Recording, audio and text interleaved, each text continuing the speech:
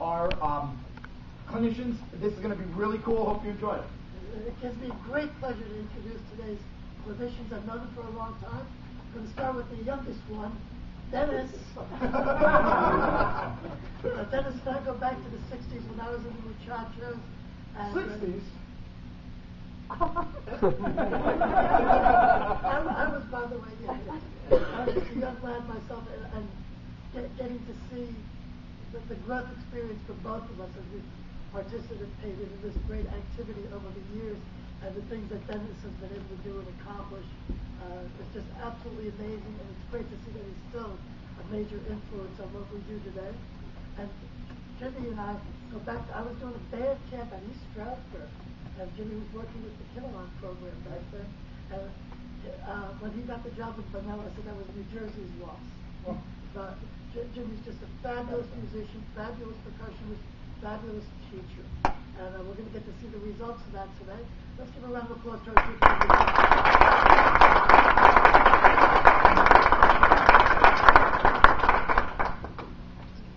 Thank you very much. It's a great pleasure to be here. I've done this for a long time, and I've conducted clinics and workshops in about 46 states and 6 foreign countries. I've lived in New Jersey my whole life. It's nice to finally be invited to perform here at the New Jersey Music Educators after all these years. So this is very cool. Thank you for being here. I want to, none of this happens in a vacuum. You all, how many of you teach high school, middle school, elementary? How many are percussionists? Woodwinds? I'm sorry. Brass? Vocal? Strings?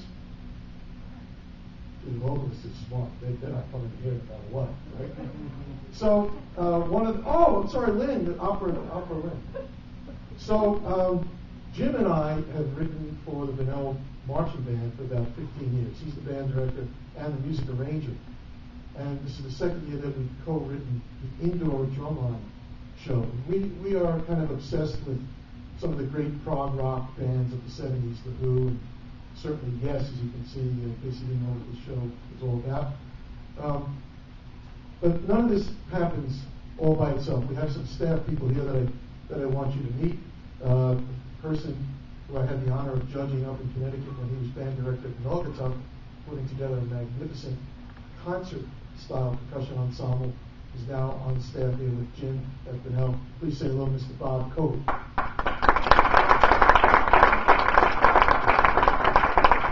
And the new guy for us with the broken leg and all, where is he?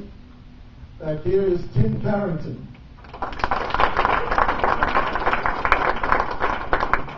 And for some bizarre reason, glutton for punishment, he's on the visual staff, but he decided to make the trip down. We say hi to Phil Vizzo.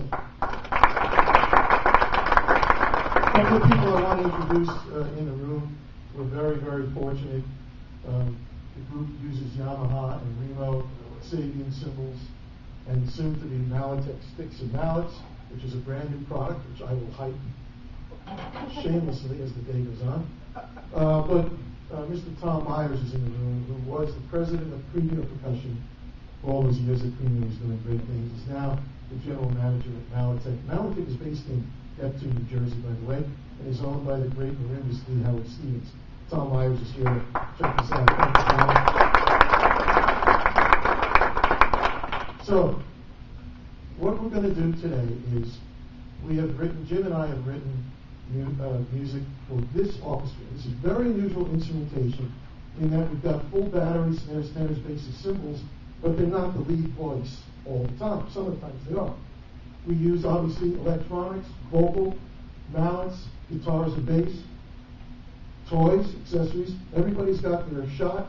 So this is orchestrated for this particular ensemble, okay? This is the music of Yes, which includes, if you know their music, the first part is from The Ritual, from Tales of Topographic Oceans. The middle section is from Roundabout. The ending section is from Siberian Cop Troop. So what we're going to do, the piece runs about 5.5 minutes. We're going to play the whole thing. Then we're going to break it down. We're going to answer whatever questions you might have. and we'll talk a little bit about some of the technical ways we get the kids to perform the way they do, and at the end we'll play the whole piece again. Okay? So here we go. Bunnell Scott with Indoor Drumline and Music of Yes.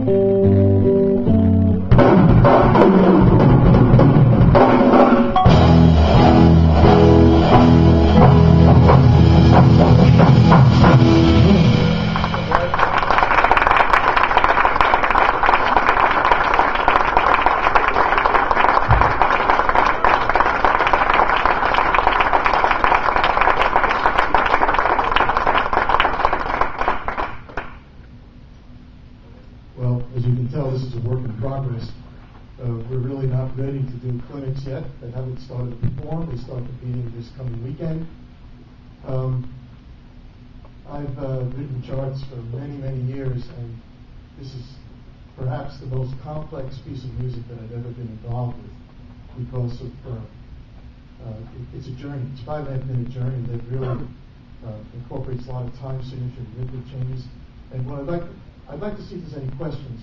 I'm going to highlight a few phrases for you, and then we'll talk a little bit about the technique and how we get the kids to play, and then we'll play the whole piece at the end. Do you have any questions? Okay. After the first 16 bars, there is a sequence of time signatures that goes 5-4, 5-4, 6-4, 7-4. And that sequence repeats 6 times. 5-4, 5-4, 6-4, 7-4. The way we are interpreting it, each measure starts with 3. So it's 3 and 2, 3 and 2, 3 and 3, 3 and 4. So I would like the ensemble to start at measure 17. Okay? And let's play through all 6 of the 5, 5, 6, 7 sequences. Okay? One of the fascinating things about Yes's music is you don't always know where 1 is. That sure as hell is true in this piece. Because I don't even know where 1 is. Sometimes when I'm listening to it, I'm saying, where are they? So it's very easy, to imagine. If you get lost in this thing, it's game over. So the sequence is 5-4, 5-4, 6-4, 7-4. That sequence is repeated 6 times with different material on top. So we're going to take that one. Okay, guys? That's 17. Sure.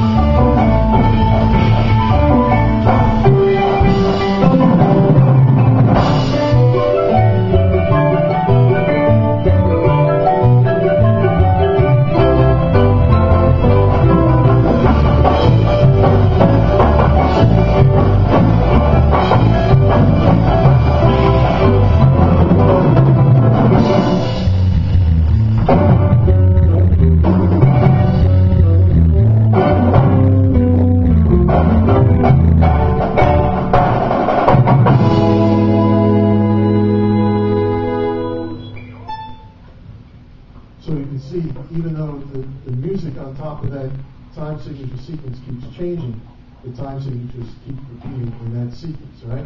This is very challenging for us to write and make it feel good, to be somewhat true to the authentic Yes who we adore and admire, and at the same time create something for this particular orchestra that would make sense and give each of the component parts an opportunity to shine.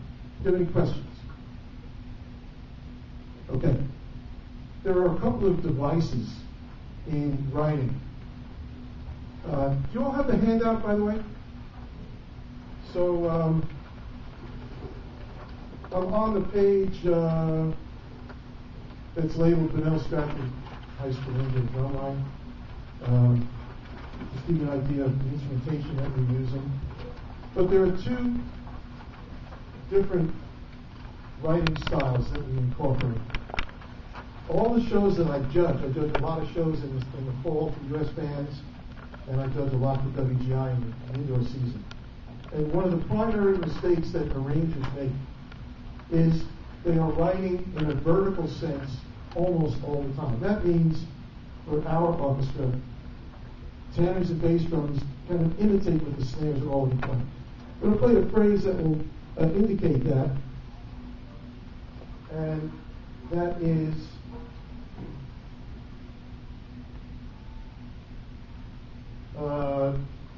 let me get the right measure here.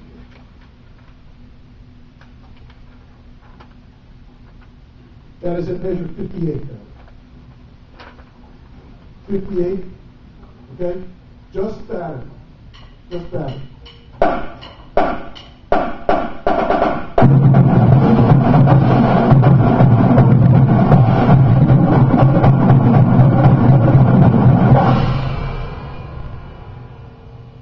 how the tenors, bass drums, by the way, those of you who have been around drum corps for a long time, and remember that Off the Muchachos in 1975, I wrote a drum solo for them based on Ritual, using that exact motif. So it's kind of interesting to be able to revisit it with this orchestra so many years later. So that's kind of vertical scoring. Now we're going to play at 140. Again, just battery. This is an example of linear scoring, meaning that the snares, tenors, bass drums, drum set are playing different lines against each other, so that hopefully it makes sense when you put them all together. But if you just isolated one line, it might not make too much sense at all, unlike the vertical method of scoring. Okay? So this is at measure 140. Okay, just battery.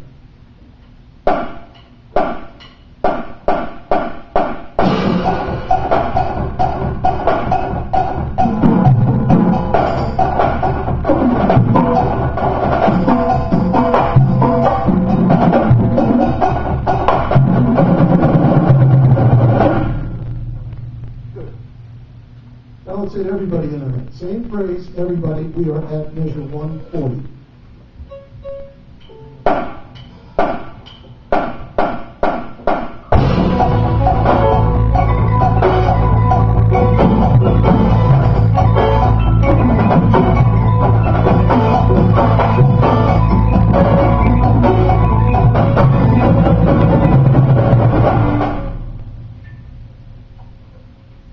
Okay, questions? So I think, yes. When you have a smaller group, how do you, when you get an arrangement, how do you decide what's important? Like, So that for a marching band, drumline? For marching band as well as when you know, they're primarily, the fun ensemble primarily involved. How do you decide what to do when you have like a 12-person score and you only have like 5 or 6 kids? Great question. I hate the question because there's no great answer. Because there's really nothing, written in stone that you should do. How many kids total? I have about 8. 8 or 9. You have 8 or 9 total in the percussion ensemble? And how many total? 9. Okay. So you have a battery of about 10 and a front ensemble with 8 or 9 kind of thing? Use electronics? Do you amplify the mallets? Yeah. Great. Then you're doing the right thing. Then you have to pick the right music so that it makes sense with the reality of the instrumentation and the talent level you have. The other problem that I find when I judge with too many instructors, I always believe this.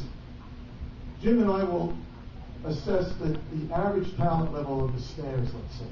And let's say on a scale of 1 to 10, we determine that the average talent level is a 7.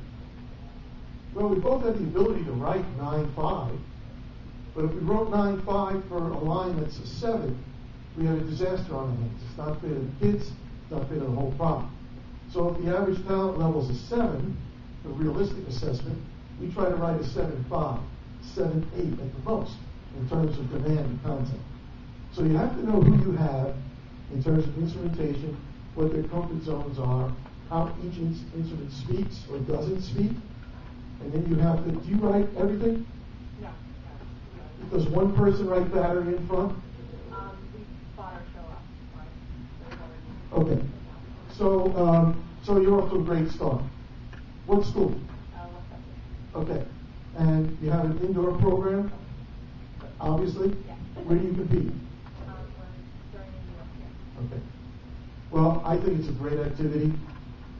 As I say in clinics that I do for educators, and you guys are the heroes, by the way, because you're facing a governor who doesn't like you, an educational system that disregards the importance of the arts, funding problems, but you deal with it every day.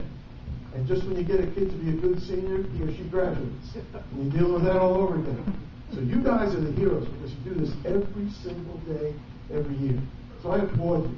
And for the non-percussionists in the room, I really applaud you. Because you guys, I'm sure you know what you were in for in this session. But I applaud you for trying to come in and learn something to make your kids play a little better. So, if you can compete and not be obsessed with score or winning, but be obsessed with the artistic product and the validity of the ensemble, I think you'll be fine. What kind of music do you like to play? Primarily classical. Very hard. Classical with a battery is really hard because most battery writers want to write a lot of notes. And in most cases, a lot of notes don't sit too well with classical music. On the other hand, we like groove music. I like to say there's only two categories of music: groove music and non-groove music. Groove music with this kind of instrumentation is a real challenge because, as you heard with this piece, we try to make the battery instruments a part of the full ensemble and not just kind of rudimental timekeepers. How do you contribute? And I think that's a great challenge. So if you have two writers, or you bought a show, if they're good writers, they fuse the battery with the front ensemble. That's so important. Tell the battery to shut up for 8 bars. You know what I mean? It's hard to do sometimes with battery writers like me. But it's what you have to do. Thank you for the question. Anything else? Does that help at all? Yeah. Okay. So, if there are 7, don't write a 9. If there are 7, write a 7-5, which makes them stretch a little bit. The next thing you write an 8. Kind of thing. Okay? I want to talk a little bit about some technical things. So, the other part of the handout that just is headed a percussion clinic with moi. My daughter Chelsea's here, and she's heard all this rap for too many years to mention. So, there's a concept in education known as freedom, discipline, freedom. How many of you are familiar with that? Originally, it was written many years ago that had nothing to do with the study of music, in which the first freedom is basically the untrained, the unskilled, the undisciplined. The discipline phase is when you learn about whatever it is you study. Math, English, language, whatever it is. The second freedom is when, if you're studying math, you learn the basics and you master the basics. You now have the freedom to solve problems. Okay? In music, the great Al Payson, who was the principal percussionist at Chicago Symphony Orchestra for years, took that concept and applied it to the study of percussion, in which the first freedom is basically the untrained. We've all seen that, and we've all heard it. We've all been there when we were hacking away in our basement or our garage, right? The discipline phase is when you learn how to hold, if you're a percussionist, how to hold and move the sticks, how to play with expression, how to become a musician, with the goal that you can get to freedom again and make music. Ensemble, how many of you are seniors, juniors, sophomores, freshmen, 8th graders? So we've got it all here, just like you deal with every day. I mean, this isn't a room full of all seniors. We've got it all. Some are quite accomplished on their instrument. Some are relative beginners on their instrument, and everything in between. Okay? So you really have to analyze that and give the kids something that's appropriate for them to achieve. Not for your ego, but so that they can succeed. Okay? A couple of exercises we want to play for you, unless you have questions. Yes?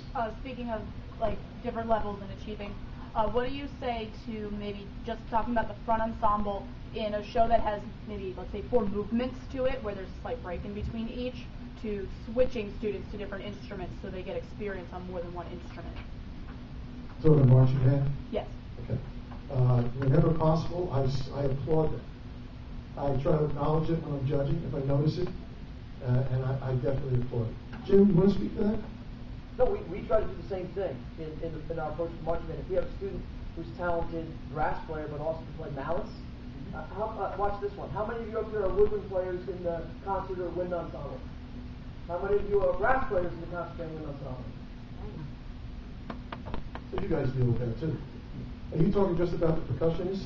You want to know if it's good to have the percussion kids move from marimba to vibes? I'm just saying whoever you end up having in the front ensemble. I would say yes. Yeah. It's great for educational reasons. It's valid. But the thing is, you want to be careful. You don't want Tommy to go from playing drum set where he's very good to say, go play this marimba where he's maybe not so good, and give him hard stuff to play. So you Right. need to be sure that it's achievable. But I absolutely applaud moving around. Sometimes I also switch kids depending on which part in that movement is most important and the difficulty level. Sure. It's great. Absolutely.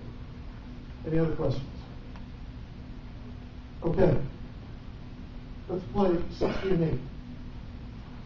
16-8 is the first warm-up that we play. Everybody knows what 8 on a hand is, right? Well, after listening to 8 on a hand mindlessly for 30 years, I said, I can't listen to this anymore. So I wrote an exercise that accomplishes the same thing, but it's called 16-8. So 16 beats on each hand. Every repetition, you cut the number in half. So go from 16 to 8 to 4 to 2 to 1. Okay? Here's one. Stop. Like that. When you play an exercise like this,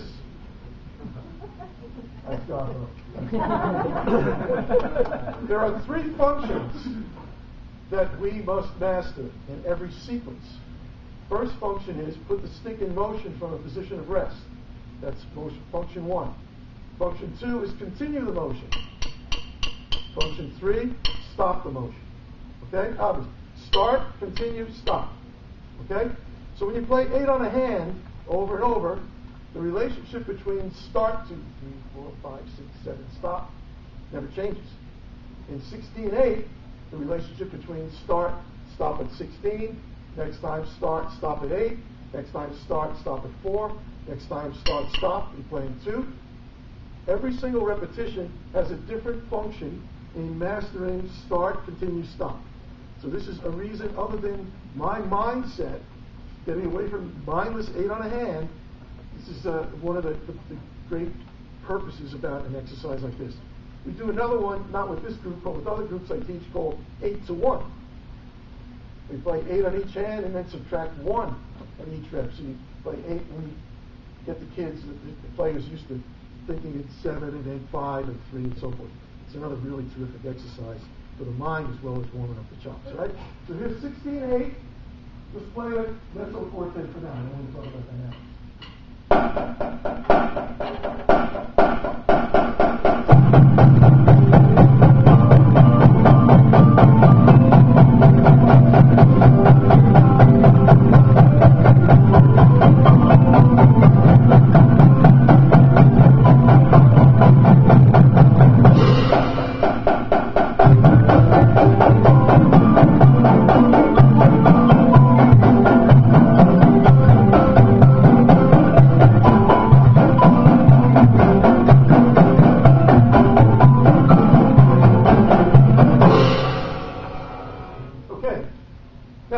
Dynamics.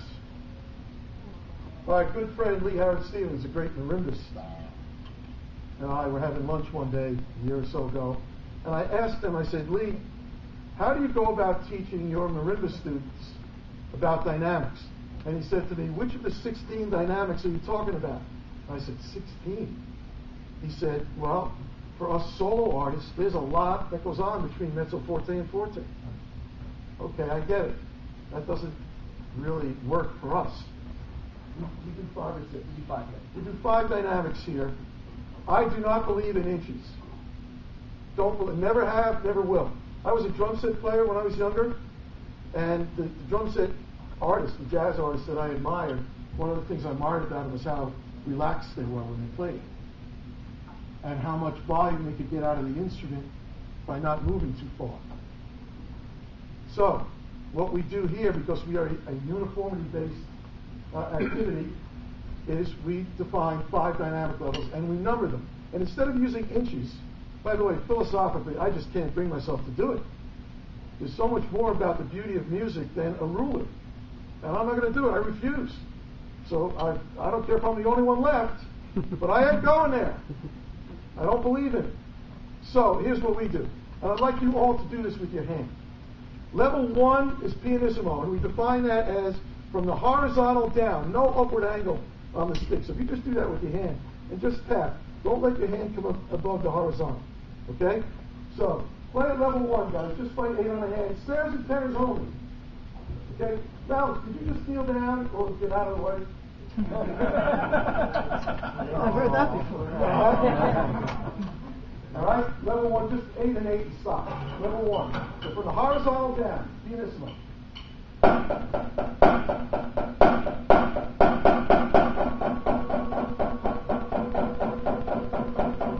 Good. All right? Band directors all over the planet Earth are now smiling. Only my kids. Right? Level 2 is piano. And the other thing about inches is they don't like to use musical terms. Right?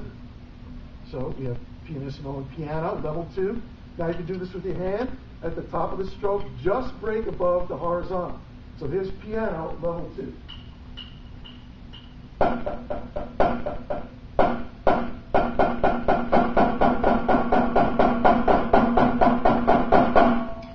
Okay, level 3, mezzo forte. We're going to define this as kind of an average playing volume, kind of a 45-degree angle at the top of the stroke. So right about here, okay? Nice and relaxed. Here we go.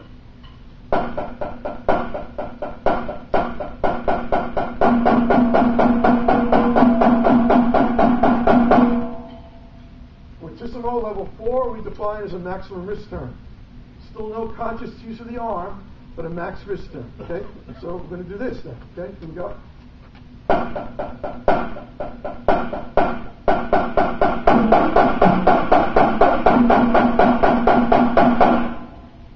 And fortissimo, level 5, max wrist turn. Now, for the first time, we're going to consciously use the lower arms to add extra energy into the stroke. So now we're at level 4, forte, and now we're going to add a little bit of arm stuff to put more energy, more velocity into the stroke. Here we go, level 5.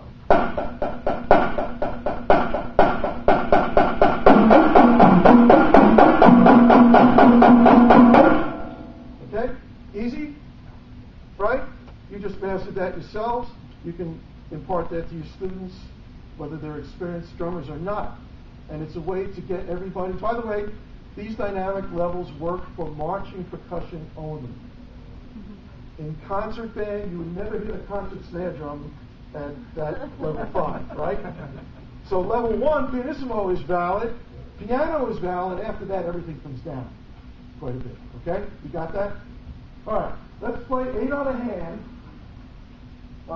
Every repetition go up 1 dynamic level. Let's start at level 1, pianissimo. The other beautiful thing about this is if we're rehearsing and the snares are playing too loudly, I can get their attention and remind them they're supposed to be at piano without stopping the whole thing and yelling.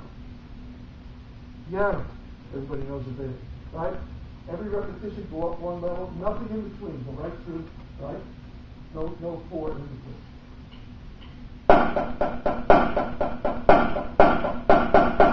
Pianissimo.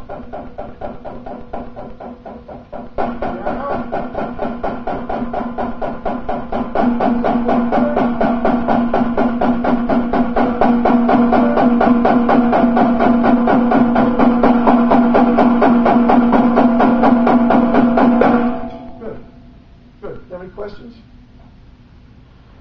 There are a couple of things. This system works assuming the instrument is at the right height for the particular player.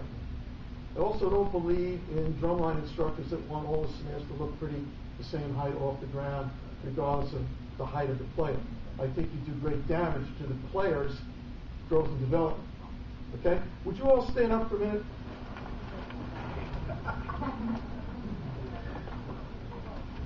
I call this the rule of thumb. This is an easy way to determine the height of the instrument for each and every player as an individual. Okay? Most players play match grip, right, where the sticks are underneath the hand. So let's do this. Spread your fingers with your fingers pointing to the side. Okay? Like this. Thumb is up. Put the thumb in your belly button, and right where your pinky is where the drum should sit. Okay? No giggles. Okay? Do it. Right where the pinky is where the drum should sit. Okay?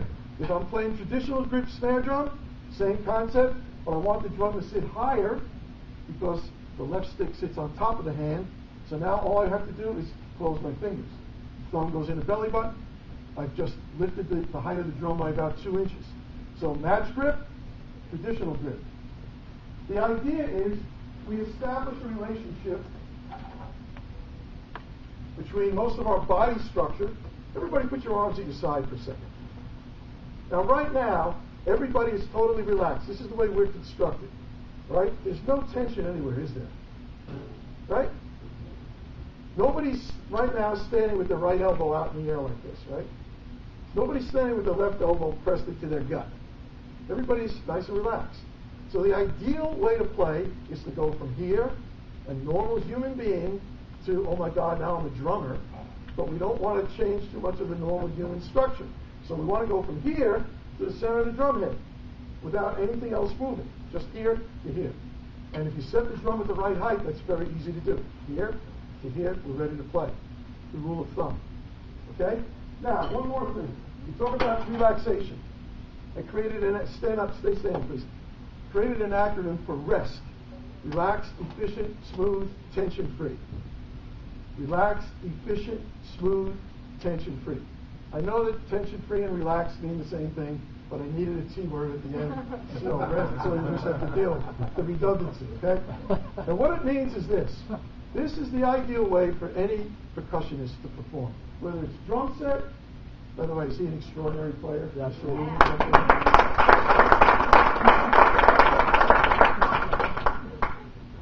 I'll never hear the end of this. So relaxed, efficient, smooth, tension-free. Rule number 1 is you have to set the instrument at the right height for the player. Rule number 2 is something we're going to try right now. Everybody put your right arm up like you're taking an oath. Keep your fingers, your wrist, and your arm locked as one. Put your left arm up. Put it a little bit in front of your right. Okay? Here's what we're going to do. We're not going to relax. We're going to keep this tight from here to here, and we're going to do this like we're hitting a wall. We're going to go 1, 2, 3, and on 4, hit the back of your left hand. So it'll be 1, 2, 3, 4, 1, 2, 3, 4, 1, 2, 3, 4, 1, 2, 3, 4, 1, 2, 3, 4, 1, 2, 4, 1, 2, 3, 4, 1, 2, 3, 4, 1, 2, 3, 4. Stop. It's right about here that everybody starts that little grin that says, this hurts. Please don't do this much longer or any faster. Okay? Now relax. Okay? Deep breath. Same starting position. This time we're going to relax the right hand and fingers, and we're going to use our wrist and fingers. Same exercise. Ready? 1, 2, 3, 4. 1, 2, 3, 4. 1, 2, 3, 4. 1, 2, 3, 4. 1, 2, 3, 4. 1, 2, 3, 4. 1, 2, 3, 4. 1. Stop. Okay? You can do this for quite a while, right? 2 things happen. You're more relaxed so you can play better, longer, and also, just listen. All I'm doing is slapping the back of my hand. But listen to how the sound changed from this to this. The sound of my instrument changed based on how much tension I had in my body. Okay? We cool? Good. Sit down. Good. Good job.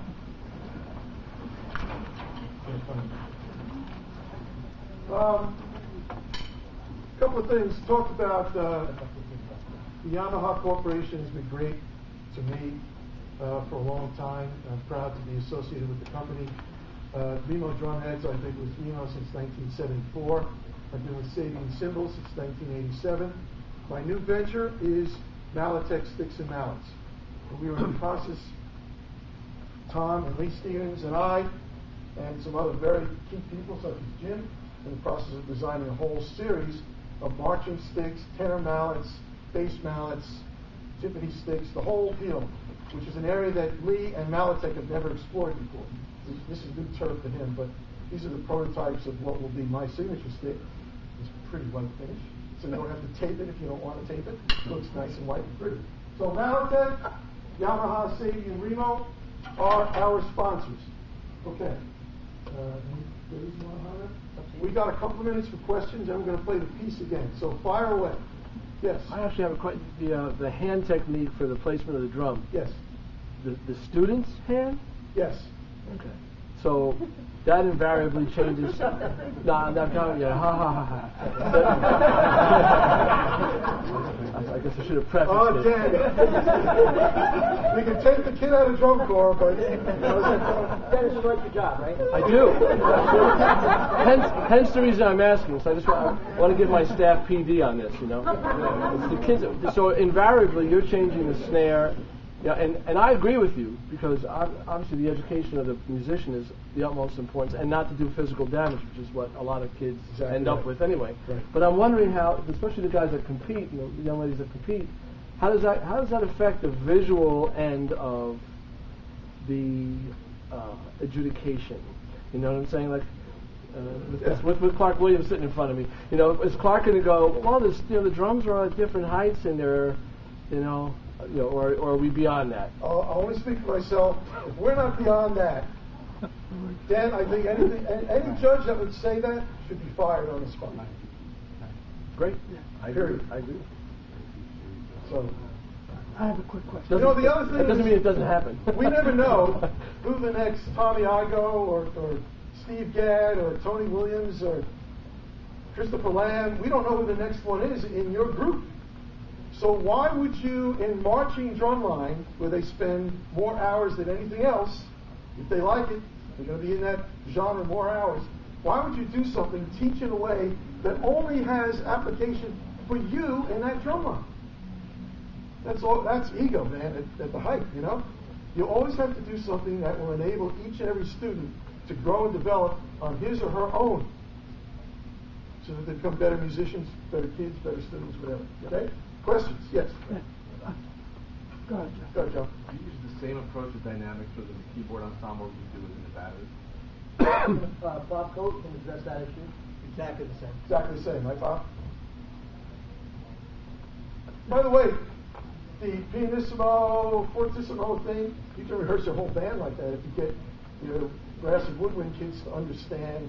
You can't do it by degree, height, and wrist turn, obviously, but you can get them to understand what fortissimo sounds like and what piano sounds like. You can control the whole band without stopping them all the time. Well, and I've been telling my trumpets inches all these years. Do you like your job?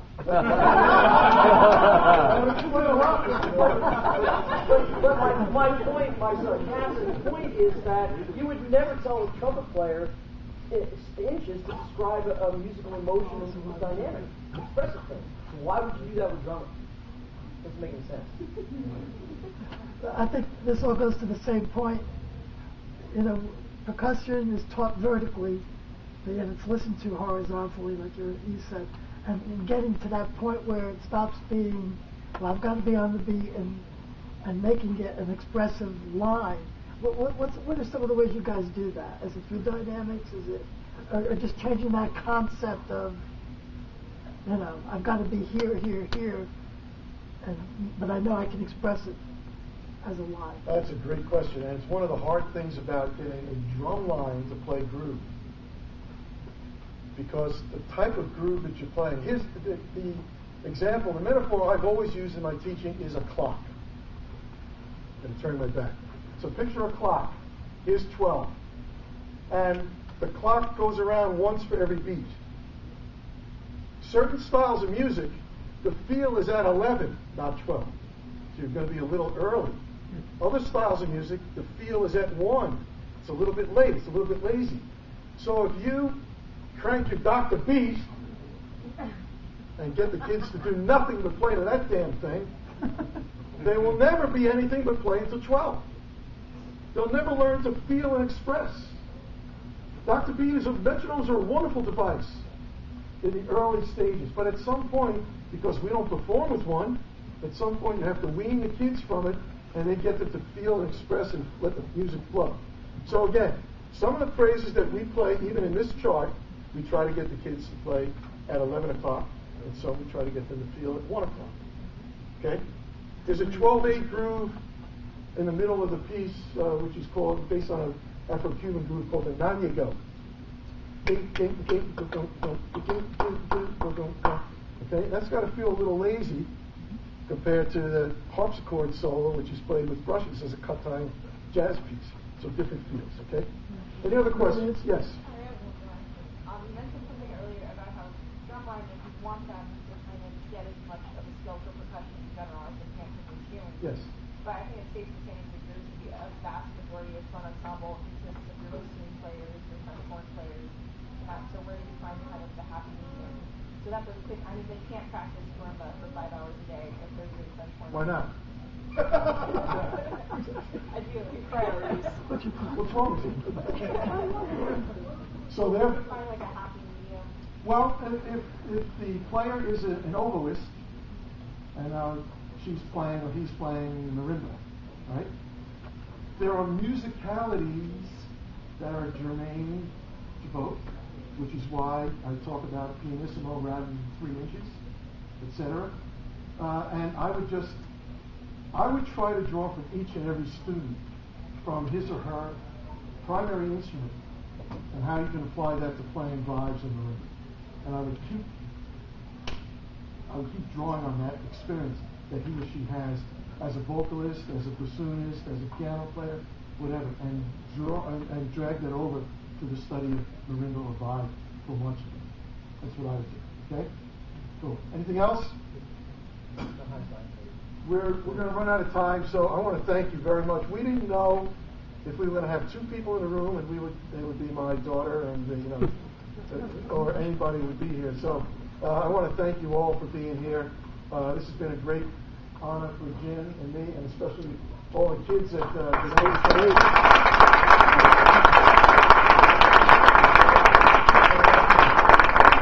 So here, once again, this is the end of the clinic. This is the music of Yes.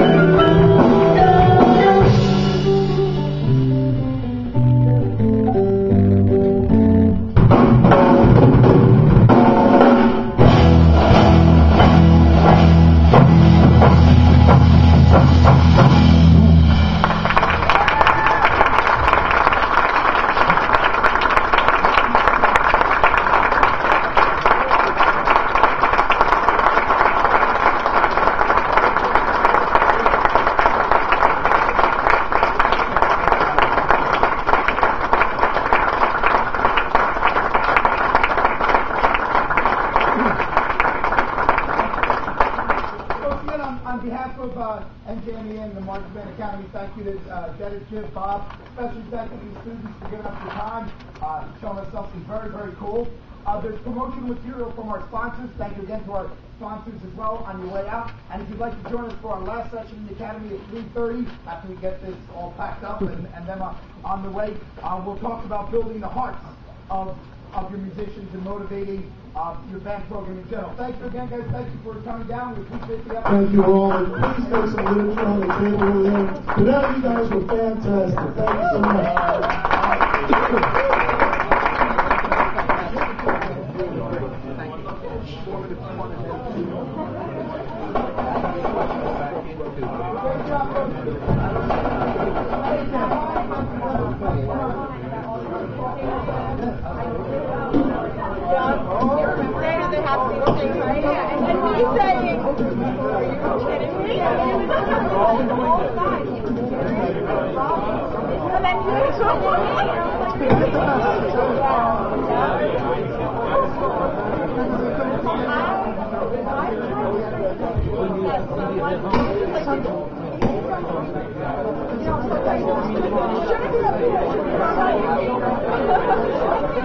Thank you again for helping us out. It's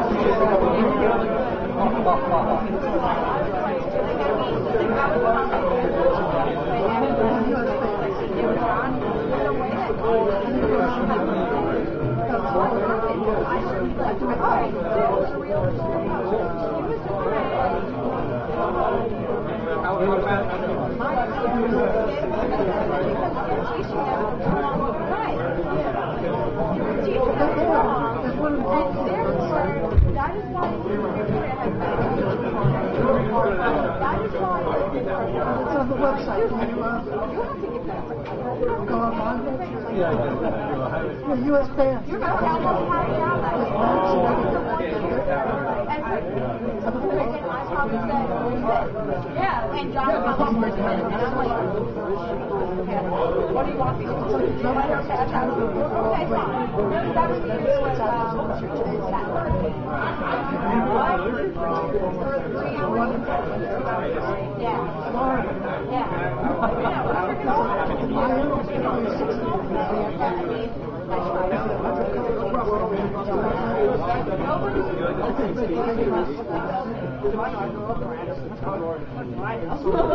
nothing embarrassing, but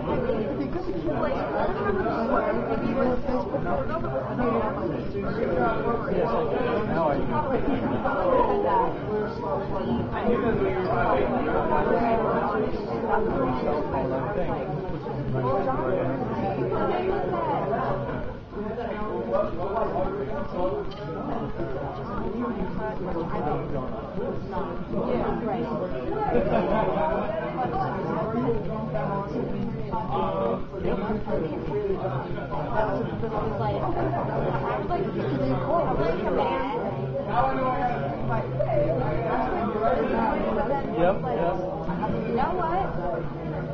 Now I'm What do you got to lose? You want I think I know picture one of the worst. I remember dying for I thought I tried to look down.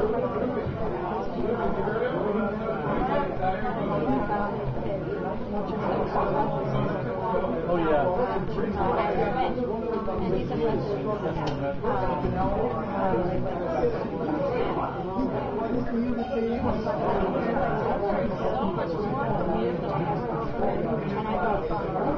Oh my God. I don't want to brag, but yeah. That's what don't do it. Exactly. Used to run around the corner.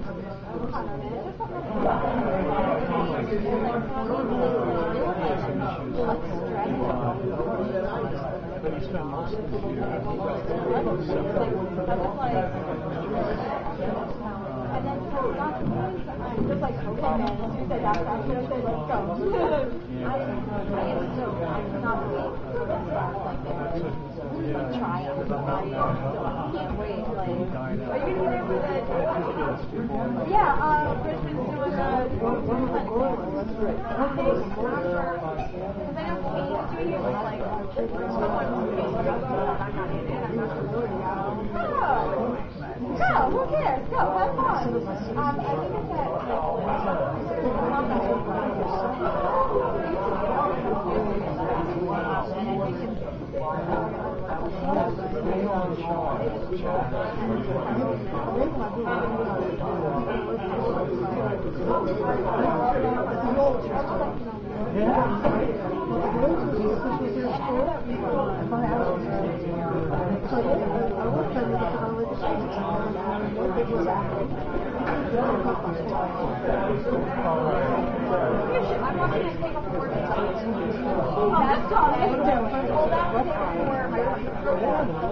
Oh, that's nice you like it. So if you want to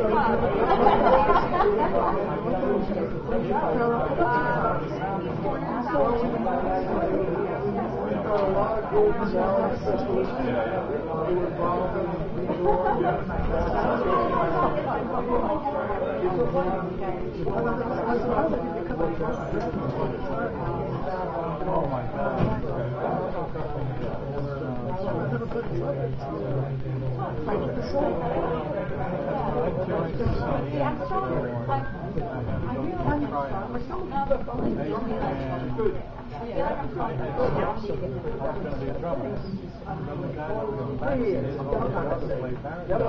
How much you appreciate it? Like that? oh yeah, You find the